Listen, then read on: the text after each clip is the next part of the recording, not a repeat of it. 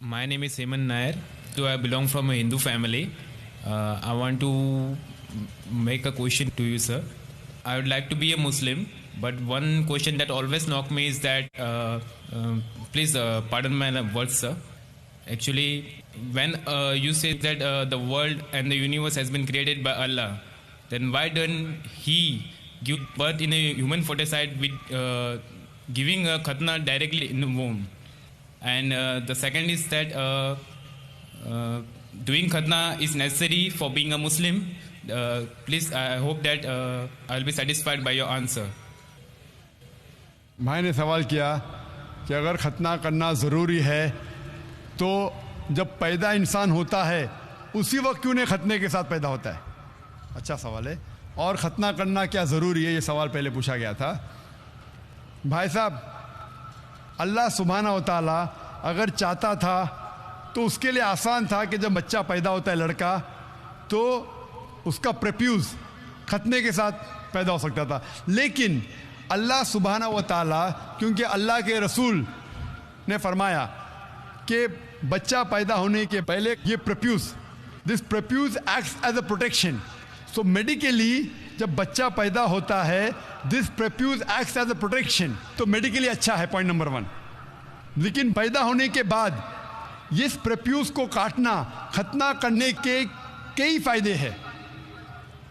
और इससे ये पता चलता है जब एक लड़का या आदमी की खतना होती है उसके बहुत कम चांसेस है to have cancer of the penis. Penis के कैंसर होने के चांसेस बहुत कम हैं। आज की साइंस ये कहती है कि अगर खतना नहीं होगा तो कई बीमारियां पीनस की हो सकती है। They can be inflammation of the पीनस, कई बीमारियां हो सकती। और आज साइंस ये भी कहती है कि जिस इंसान की बचपन में खतना होती है उसको एड्स के चांसेस कम हैं। लेकिन अल्लाह सुब्हाना व तआला ने क्यों इंसान को जब पैदा हुआ लड़का तो खतने के साथ क्यों नहीं पैदा किया? पॉइंट नंबर 1 मैंने कहा कि मेडिकली इट प्रोटेक्ट्स, जो प्रोटेक्शन नहीं रहेगा। और दूसरा, ये अल्लाह के रसूल की सुन्नत है। उनने कहा कि लड़के की खतना होना चाहिए। अल्लाह ताला देखना चाहता है कि आप उसके पैगाम पे अमल करते हैं क्या नहीं, उसके पैगाम पे अमल करते हैं क्या नहीं। मिसाल के तौर पे कई चीज़ अल्लाह ने बनाई। जहर, आप पूछेंगे कि जहर पीना हराम है, तो अल्लाह ने जहर क्यों बनाई?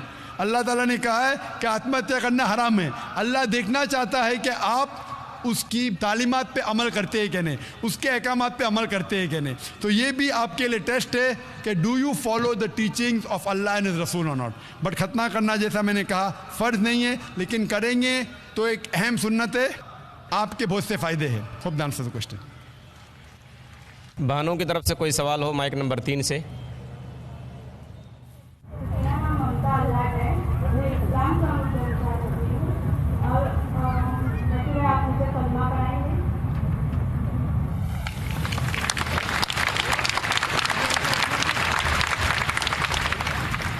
बहन ने कहा कि वो इस्लाम कबूल करना चाहती है।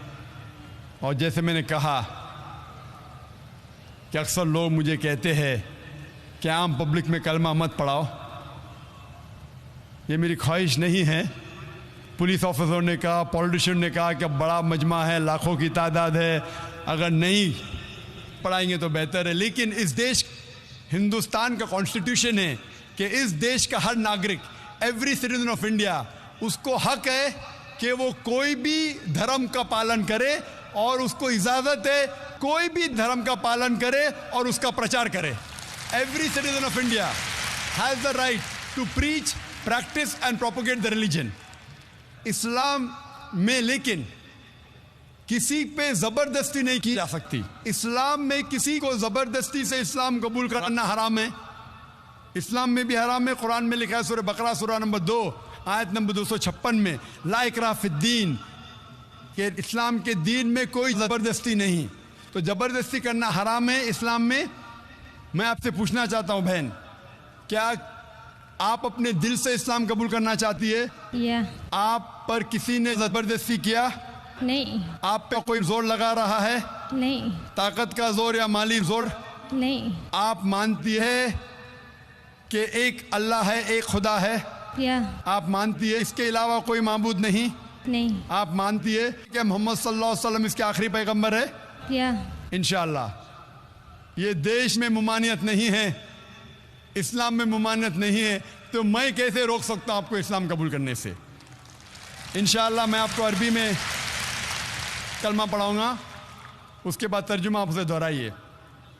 अशहदु अशहदु अल्लाह अन्ना इलाहा इलाहा इल्लल्लाह इल्लल्लाह व अशहदु व अशहदु अन्ना अन्ना मुहम्मदन मुहम्मदुन अब्दुहु अब्दुहु व रसूलुहु।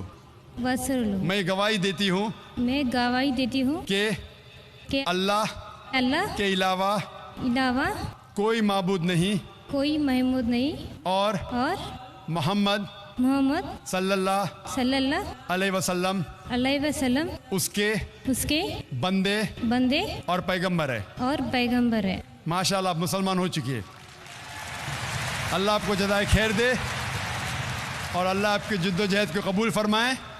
और मैं दुआ करता हूँ कि आपको इस दुनिया और आखिरत में इसका अजर दे। और मैं सारे लोग, जैसे कहा मैंने कि हम मुसलमानों का फ़र्ज़ है कि अगर कोई गैर मुस्लिम इस्लाम कबूल करता है, हमें उसका साथ देना चाहिए, उसकी जो भी मुश्किलात है उसे दूर करना चाहिए। और जब भी कोई गैर मुस्लिम बनता है, उसके सारे गुनाह माफ़ हो जाते हैं। अल्लाह के रसूल की हदीस है, जैसा कि गोया एक नया इंसान जन्म ले रहा है।